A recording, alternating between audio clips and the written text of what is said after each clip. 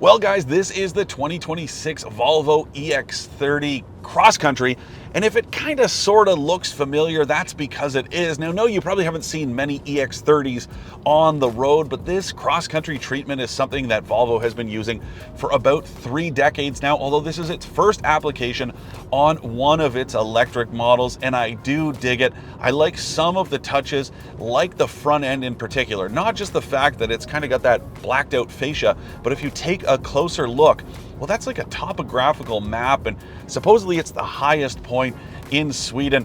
I just think it's cool, but that makes it super disappointing that it wasn't replicated on the back. So it's just a smooth piece of plastic on the back, even though it's also finished in black. That to me is a little bit weird and almost a little bit cheap, like some of the other stuff going on in here. Now, this applies to every version of the EX30. The fact that it's only got these 2 window switches down here on the center console, which, yeah, if you want to look at it glass half full, that is a way to save money and save materials. Not as much wiring, you don't have them on the door panels, just like this sound bar up here. There are no speakers in the doors. All of them are up here on the dash. But it's also a way for Volvo to save money on its vehicles, including this top-of-the-line EX30 that, no, I do not have pricing for just yet, but I'm going to venture a guess that it's going to be more expensive than the top-of-the-line EX30 dual motor performance Ultra, the top trim that's about $62,000 before tax in Canada. Expect this thing to cost probably closer to 70 grand when it's all said and done. That's a lot of money for a little vehicle with very limited range, because if you take a look at this one I'm driving, it's on 19-inch wheels, and that means it's got 365 kilometers of range. But if you go with the optional 18s and the all-terrain tires they're wrapped in, it's good for just 327. And if you take a look at the regular EX30 dual motor, it's good for 407. So that is a serious difference. Now, I wouldn't be surprised if this thing could go further than that official estimate when you are driving it, especially in the city, but still, it's not very promising, at least if you ask me.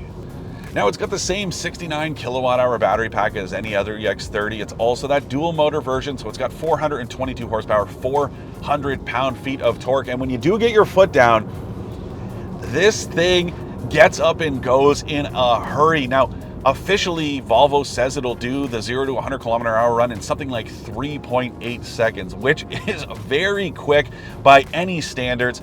It also makes this little crossover hilariously fun to drive, although that's really not its reason for existence.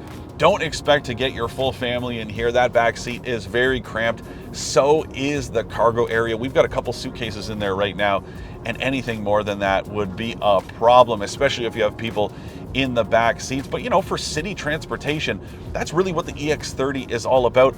And that's why it's a little bit at odds with this cross-country treatment.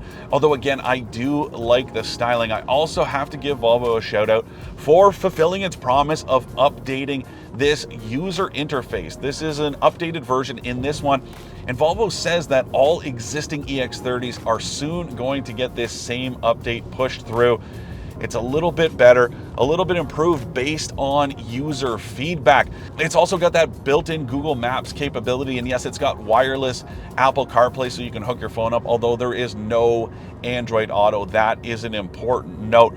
Now, some of the other stuff you might notice that's different from the regular EX30, there's a very mild suspension lift, 19 millimeters. I mean, you're not really going to notice it unless it's parked directly next to another one. There's also some wheel arch cladding, and then the suspension has been revised just a little bit. This thing is still silky smooth.